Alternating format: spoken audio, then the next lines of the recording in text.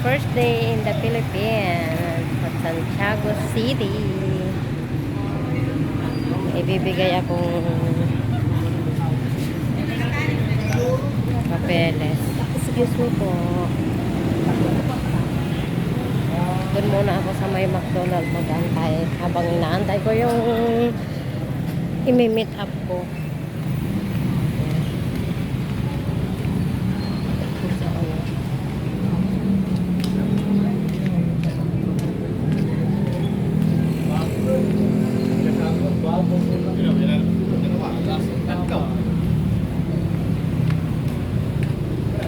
Dito lang muna ako sa labas. Maya na ako pumasok kasi wala pa yung imimit.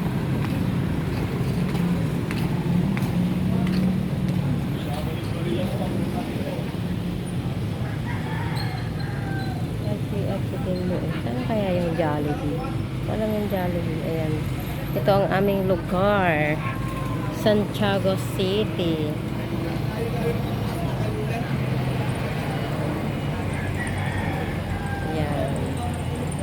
Meet up ko yung pamangkin ni Majo. Yung kaibigan kong nagpadala sa akin at masipag yung tumutulong sa amin pag may mga hindi kami alam sa Bahrain. So, yun. Magpadala siya ng papeles para sa anak niya kasi pupunta rin yung anak niya sa Bahrain. So, ayun. McDonald's. Ewan pumasok ng McDonald's kasi mahal. Magturo-turo na lang ako mamaya. Nakisakay ako dun sa ambulansya na papunta dito sa Santiago kasi naoperahan yung aking biyanan. So,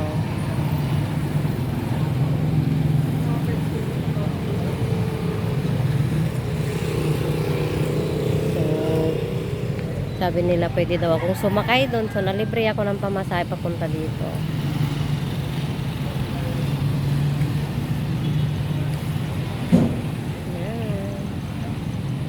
Maya ulit.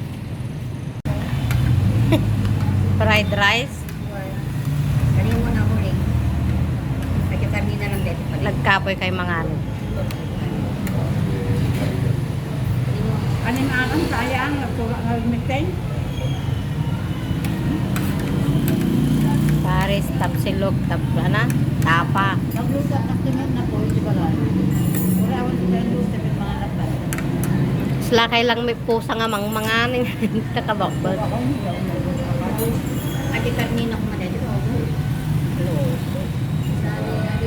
Duduwan sa mga peraso yung kapin ni Manang ang karni. Ano nga nasakti pa naman sa kabang? Mukto no maminsanay na. Kaya di kanin. Ano yun?